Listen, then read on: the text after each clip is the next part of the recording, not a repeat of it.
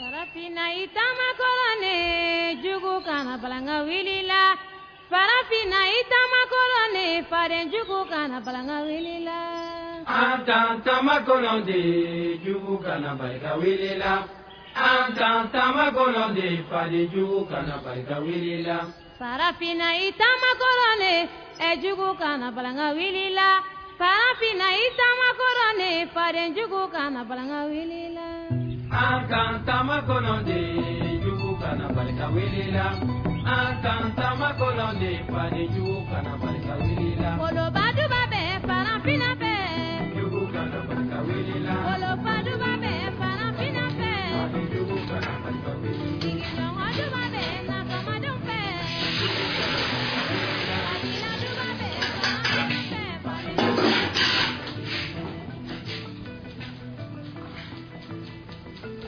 Mana?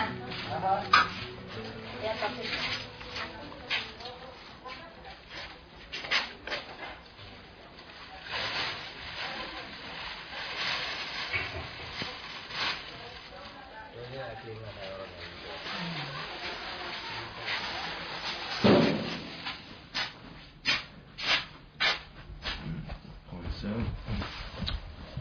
Mata what?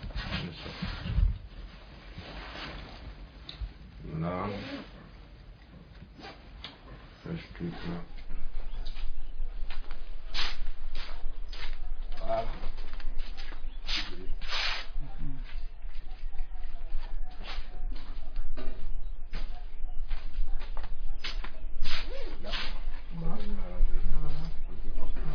Ambil tulis tahu.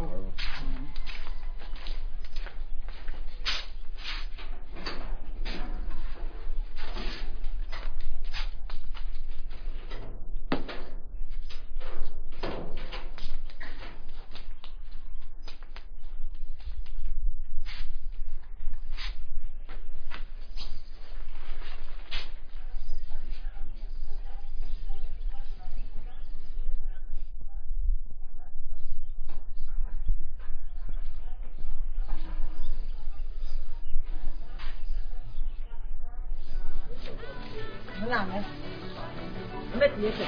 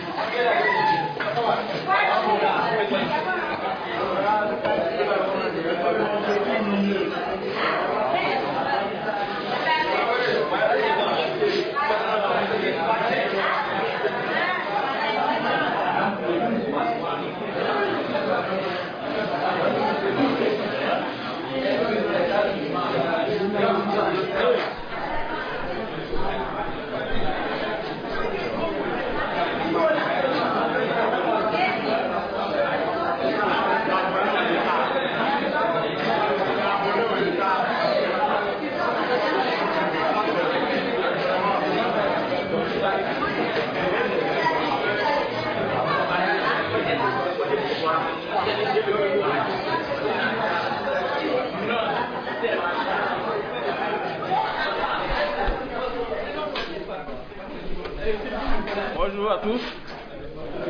Ça va? Très bien. Ah bon. Ok, ça va aller. Bien. Alors, nous allons continuer notre tour de classe sur ce que vous avez fait pendant la période des vacances. Hier, il y a Gladys et puis Amadou qui nous ont présenté leurs travaux des mois de juillet et août sur la société sécurière. Et ça nous a permis de comprendre comment l'usine fonctionne.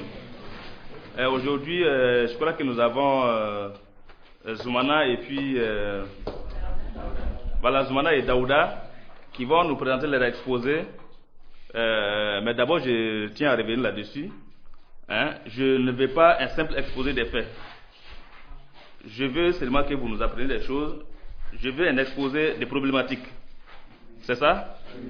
Donc, Zoumana et Daouda vont nous présenter aujourd'hui leur exposé sur la construction de la bibliothèque de Saint-Loup. Et vous autres, vous allez prendre note, vous relevez vos questions, et en temps normal, vous allez les poser. Zoumana et Daouda, nous sommes à vous. Durant ces vacances, pendant 2 semaines, l'association Soutrara Teria de Saint-Loup a accueilli un groupe de jeunes Français de la classe de terminale. Ils étaient au nombre de 10. Il y avait 8 filles et 2 garçons. Ils sont venus pour construire la bibliothèque. Nous avons approché l'association qui les a fait venir et ils nous ont confié qu'ils les ont fait venir avec la complicité de la mairie de Saint-Loup qui voulait offrir une bibliothèque aux jeunes du village pour pouvoir étudier et lire. Dès le lendemain de l'arrivée du groupe, nous avons essayé de faire monter les briques qui étaient déjà prêtes. Et puis, très rapidement, vous voyez sur ces photos, nous avons fait le ciment et prendre une trouelle, souder les briques entre elles. Ce que moi j'aimerais savoir, c'est est-ce que ces filles avaient déjà été formées au maniement de cet outil? Très bonne question. Est-ce que ces filles avaient été déjà formées au maniement de ces outils? Marie m'a dit que c'était sa première Et parle-toi pour toute la classe. Marie m'a dit que c'était sa première fois de toucher une trouelle. Ah bon? Oui, Laurence me disait qu'elle, son père était maçon et elle connaissait la construction. Ah oui, en fait, la menuiserie. Mais attendez. Alors, vous êtes combien donc à participer à ce chantier?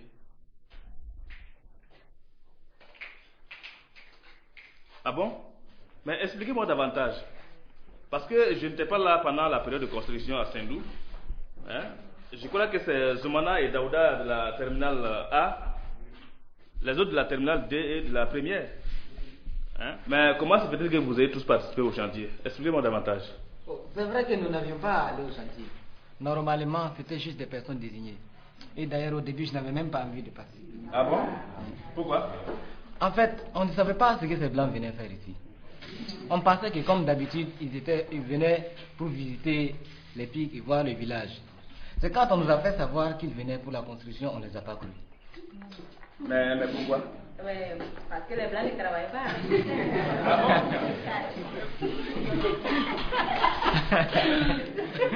Écoutez, lorsque vous avancez de telles affirmations, il faut les argumenter. Avant tout, nous ne sommes pas autour d'un verre de thé en train de discuter. Nous sommes à un cours de français. Ok. Alors, Zoumana et Daouda, est-ce que vous êtes d'avis avec elle lorsqu'elle dit que les blancs ne travaillent pas? C'est vrai qu'avant de les rencontrer, on ne nous avait pas donné assez d'informations.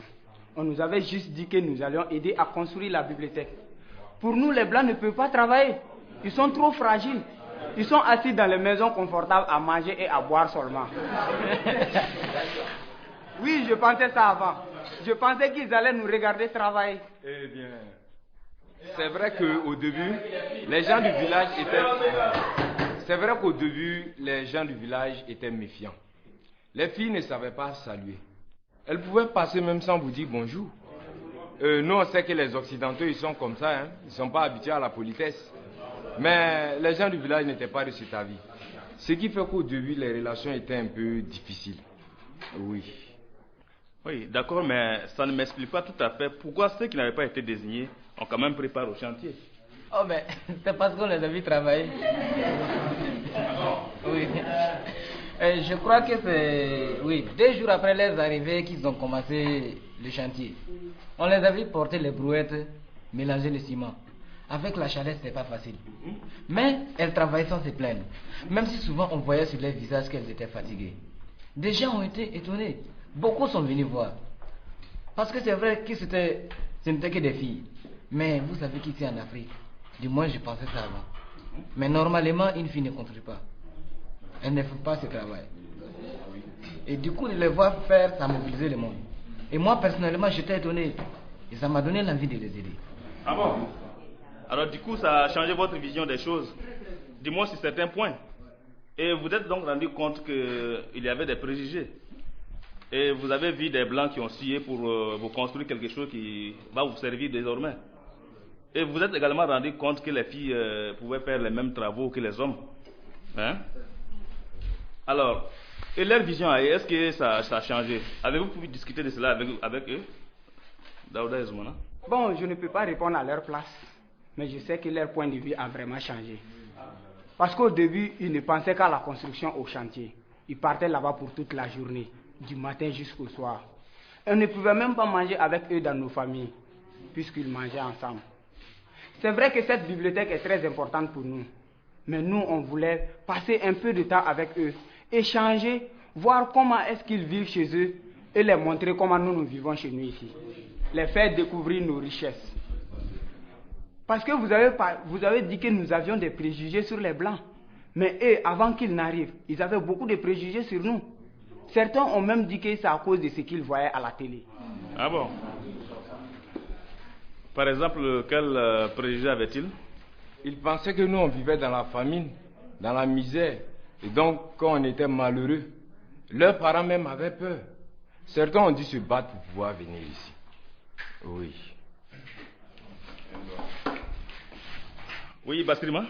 Moi, j'ai accueilli une de filles. Chaque soir, ses parents l'appelaient pour connaître l'état de sa santé, pour savoir si elle n'est pas malade. Elle me disait des fois même que sa mère pleurait au téléphone.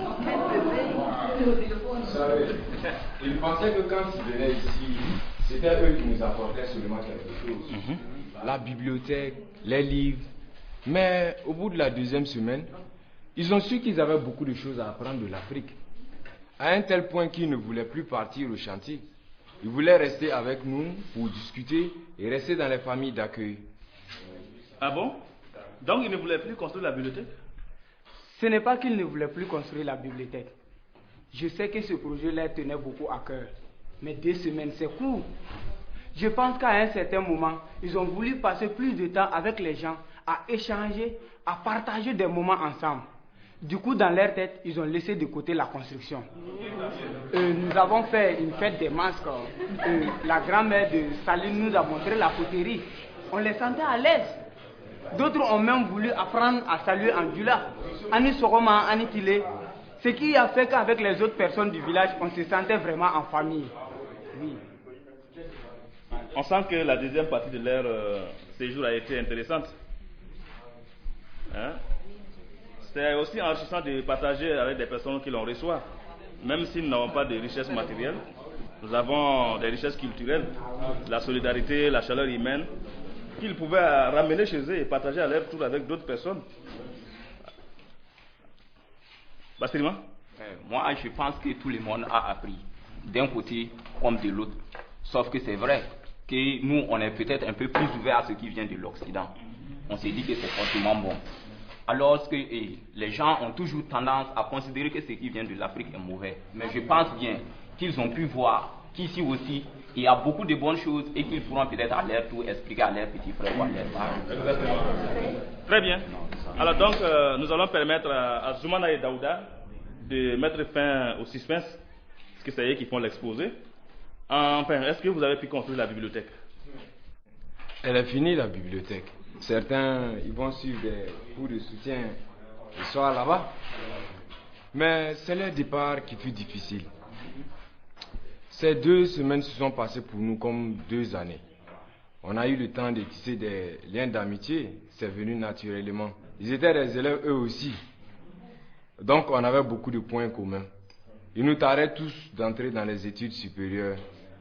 On a dû remarquer que d'autres ont dû se battre dur, ils ont dû travailler dur pour pouvoir venir ici. Ils n'avaient pas tous beaucoup d'argent comme on pouvait le penser. Et il y a une qui m'a dit que son père est cultivateur, tout comme le mien.